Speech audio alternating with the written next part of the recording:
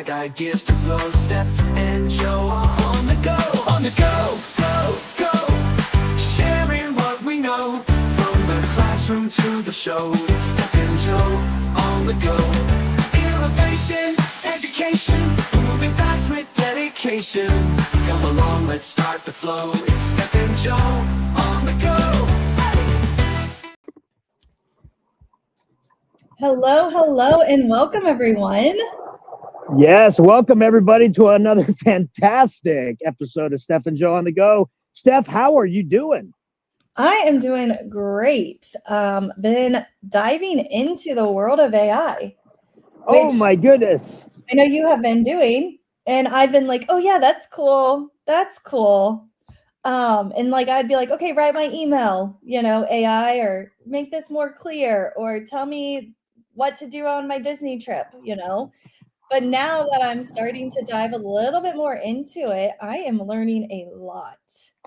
And I'm super excited about this, Steph, because, we've talked about AI and how I've been using it at my district and this and that.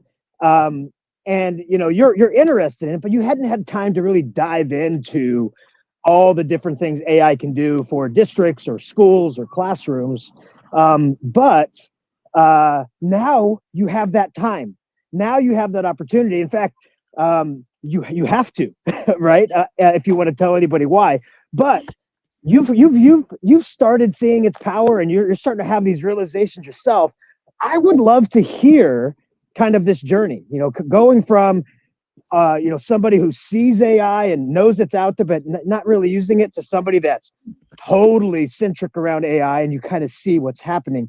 I'd love to hear your thoughts, and maybe possibly, where do you see the future of AI in education? What do you think about that, Steph? Can we go ahead and talk about your journey? Yeah. So recently I accepted a position with School AI. And so AI, again, was just something that I used to maybe use as like an assistant.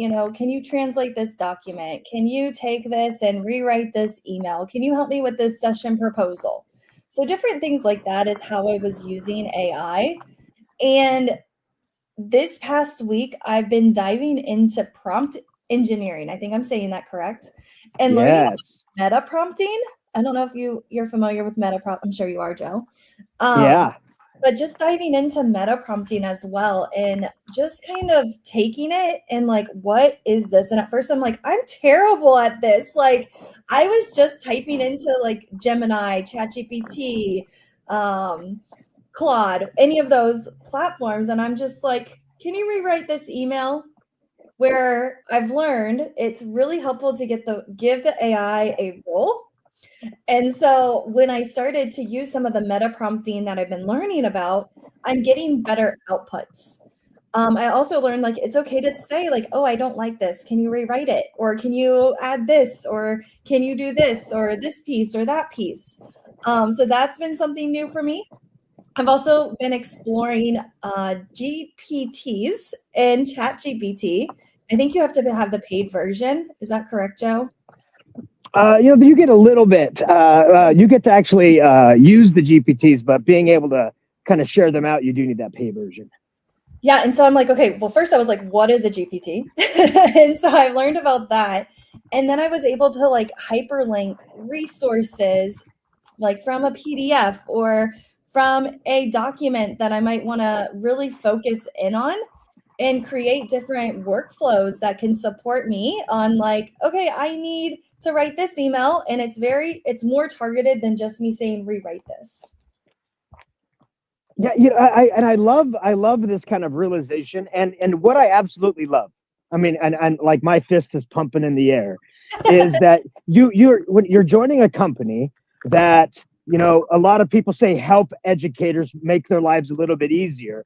But instead of going straight to those tools, they're asking you to learn to prompt on what I would call one of the core tools, right? And I tell you why I love that. That is what all educators need, right? They need experience on the core tools through prompting, so that when they do use a tool like School AI, they're so much better at using it, because the power of prompting is where the true power comes from. And I think the statement of garbage in, garbage out is incredibly important to understand. If your prompt is quote unquote garbage, your output is going to contain a lot of garbage as well.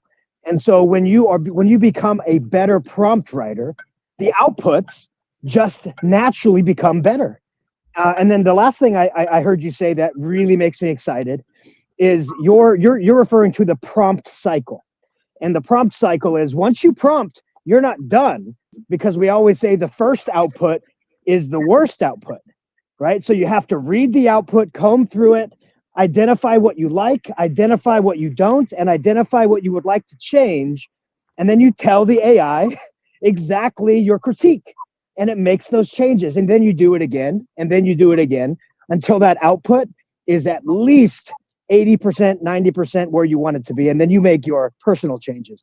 But I love the fact that you're diving in to these tools at a company through one of the core tools, not necessarily jumping into the School AI, pre-made tools. And that's what I love. I love that an AI company is having you learn to be a fantastic prompt engineer first, and not just an expert on their platform. That's amazing. It gets me all giddy and excited knowing that that's what's happened over at School AI. Yeah, and I think too, it's just made me a better communicator as well, kind of using and learning about different prompt frameworks, because I had no idea that there were so many prompts. And then somebody shared like Eric Kurtz's slide deck with me, and it had probably 50 plus slides, I don't even know, of just different prompt frameworks. And I'm like, wait, what is this? And I think for me, I'm pretty sure I have dyslexia. So I have like a language issue. Like my brain just struggles with getting my thoughts in my head out onto paper. I grew up with a learning disability. And so I've always just had that kind of just struggle of how do I get my ideas out onto paper? And so one thing that I had a friend share with me this week was Brody. Brody, I don't know if you've ever tried Brody. Brody is, I have not. oh my gosh, it's so cool, is this connector. So Brody's goal is he wants to connect you with a person that is working on something similar to you, like they're already an expert. So I was like, Brody, I really want to connect with, an AI person that's really using AI in really cool ways. You connect your LinkedIn, and then you get a phone call with Brody. It was about 15 minutes. And it's this AI person chatting with me. So rather than me typing my answers, I was having a conversation over the phone for 15 minutes with Brody. And I'm just telling Brody, I really want to learn more about AI. I really want to learn more about how to make the best prompt, how to get what I'm looking for. I want to see how people have implemented it as well, because that's a hot topic right now in schools, is how are you implementing it with teachers? Do you have a task force to do this work? And Brody is like asking me additional follow-up questions based on what I'm wanting. Brody was listening actively to me. He was like the best friend that, was really listening to you. And he then, like maybe 3 minutes later, sent me a LinkedIn of somebody that I should connect with. So I followed or connected with that person, and I've been just kind of like looking over their posts and their thoughts, and it's been really beneficial. So I've scheduled a call once a week with Brody just to meet somebody new.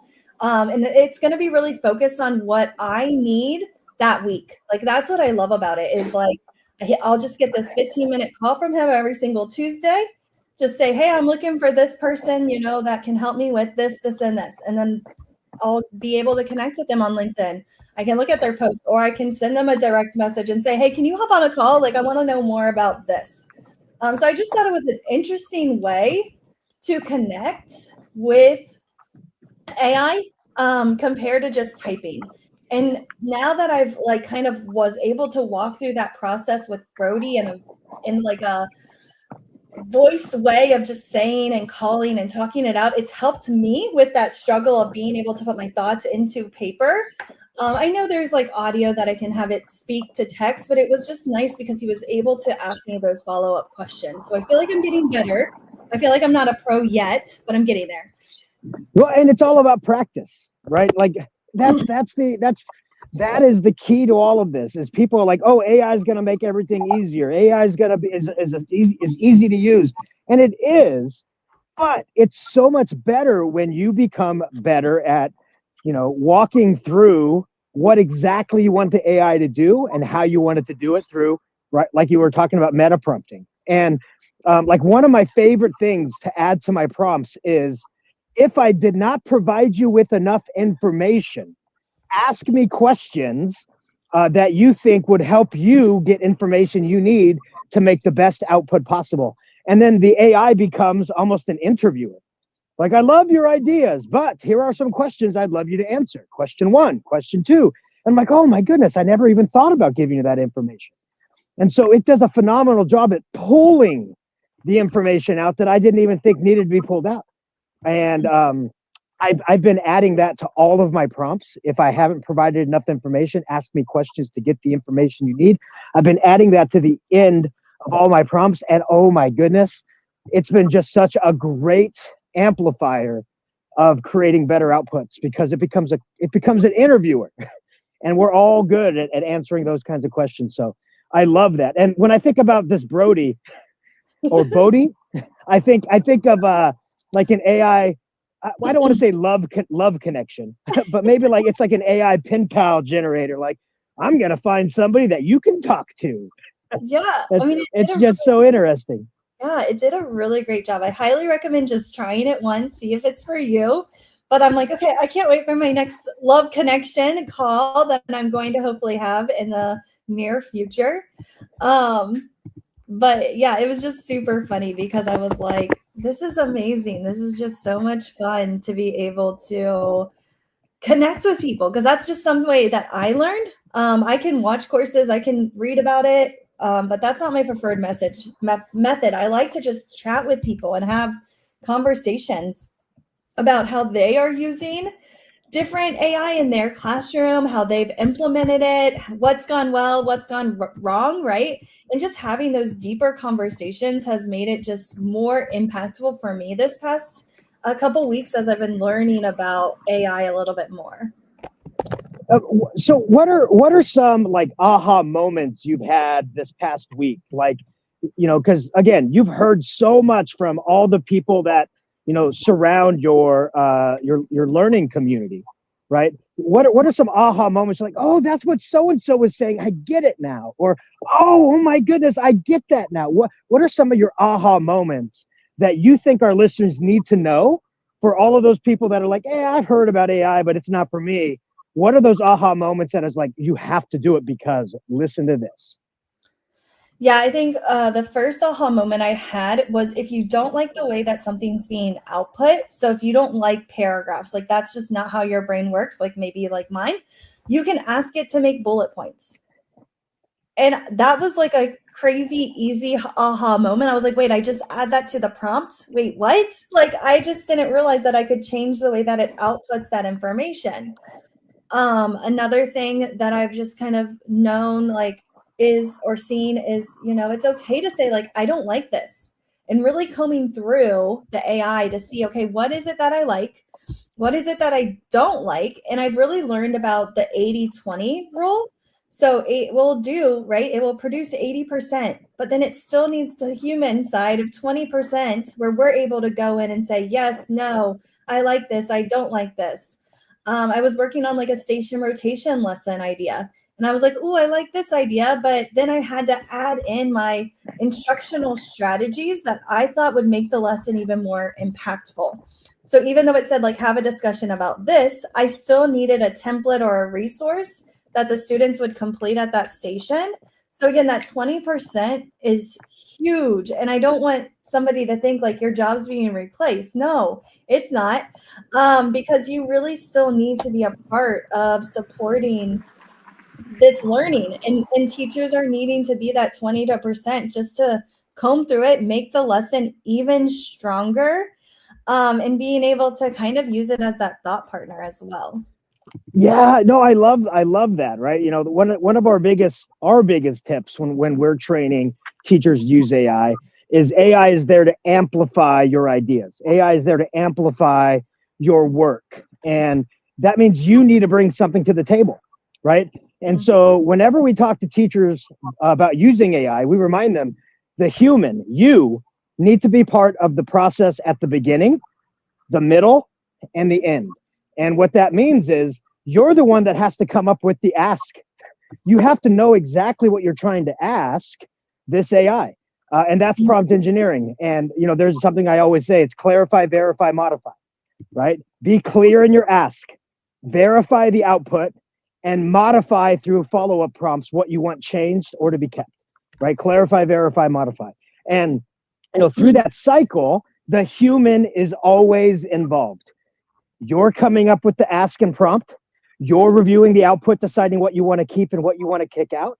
And then you're deciding when the output is good enough for you to take it and make changes to make it 100% what you want. The AI will never give you something 100%. I mean, that's what I believe. I don't believe at this juncture, AI can give you something that's 100% usable.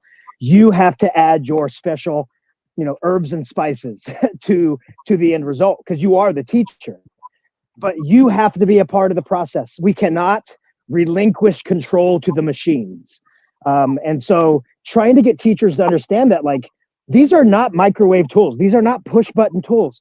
Even tools that are pre-made, and I know School AI has pre-made tools, even those become better when you know what you're asking, when you know what you're looking for, when you know how to prompt. Even those become better. So, oh man, I just love the fact. Again, I'm skipping down the path right now. I love the fact that is your first real introduction to AI from School AI. It's not come explore our different pre-made tools, but let's have you dive into some of the core tools, and you're going to learn how to prompt because that's the most important. I love it. I love that culture. I love that idea. It's fantastic. Yeah, and I think something else that was really helpful to me was I just had a friend scaffold through prompting with me. And so that was, if you're like an instructional coach and you're like, okay, how am I going to introduce this to my teachers? Something that was like helpful for me was that this person was like, okay, you're going to type in this first part of this prompt. And like you could even color code the prompting as well, like the role. And so when I was like, okay, this kind of makes sense. And they're like, hit enter. I hit enter. Okay, what did ChatGPT say to you? Right? Okay, now we're going to do this part. You're going to say this, this, and this. And so just breaking down that part of the prompting was really helpful for me because I was like, okay, this is what it looks like. Because I've seen a lot of different graphic organizers, cute mnemonics as well over the course, but it was able to just kind of say like, okay, this is the first part. This is the second part. This is kind of the third part. And just being able to break that down was extremely helpful to me to know, okay, what pieces does it maybe need to have a successful output? And I think too, for me, I was kind of like, oh, I'll just quickly write it. But then it was taking me longer to either comb through what I was getting. When you're more detailed up front, you're going to get exactly what you need a lot faster, I think. So that was like something that was also kind of an aha moment was like, oh, I would just be like, rewrite my email. Okay, make it shorter, make it friendlier. Where if you do that up front, it's just going to produce a really great response. So like, for example, they were like, okay, you're going to first type, you are a ... So again, really focusing in on who is the audience? Who are they? Who are they acting as? Then it went into like, what do you want them to do? Design, create, write. Like, what was the action that was really focused on what was needed for that? I also liked kind of using what is like the theme, like what is it about here? What is the focus of what I want my lesson or my email to include? And then just that structure of kind of, okay, here's the structure of what I want this response to produce and what I kind of want you to follow those guidelines. No, I love that because you're showcasing that prompting is a learned skill, right? Prompting is something that is new. And whenever any kind of writing style is new, you have to practice it. And yes, there are lots of frameworks. There are lots of acronyms to know how to prompt. There's so many out there, but really prompting is a very personal, unique approach by everybody. Everybody's going to approach prompting differently. And you're going to start recognizing the outputs you really like, and you start identifying your prompting style that really suits you. That's why I truly believe that prompting is going to be one of those skills that has to be taught in school. Alongside creative writing, prompt writing is going to be an essential skill that needs to be taught, and it needs to be taught in multiple subjects, because the way that you prompt in a biology class is going to be completely different than the way you prompt, let's say, in a history or an English class. And so you need to be able to train our students and our teachers on, finding that prompting style that best fits them. And I love how you're discovering that along the way. And I want to say it again: prompt writing is creative writing. And you want to know one small little tip that really amplified how I write my prompts? Just one little change. Yes. I no longer prompt in the tool. So I don't go to ChatGPT and start my prompting. I go to a Google Doc, because when I go to ChatGPT, my learned experience in typing in a small line like that is, oh, this is similar to Googling something. And you need to get out of that mindset. Working with AI is nothing like you Googling something. It's you're writing, almost like you're writing a correspondence to a consultant you want to work with. And you're laying out exactly what you want your project to look like, and asking, is this something you'd be willing to help me with? It's like you're writing a correspondence letter. And that's the mindset I get into when I'm on a Google Doc. And it's crazy, because by the time I'm done with all of my thoughts, I have like a 2-page document, which is my prompt. And I copy and paste that into ChatGPT, and that's my initial prompt. It is like, it's almost like a blog post link. So I really love that idea. That's helpful. Yeah, it's huge. It's just a big mind shift, but it makes you a better writer. Because I think that was some of my issue, is I'm like, oh, it does look like a search box. This shouldn't be long. But then when I started to notice different examples, I'm like, oh, wait, I've been doing this all wrong. It's not just a quick rewrite this, do that, and hit enter and it's done, right? Like it does need to be longer than what it is when you are working on that prompting.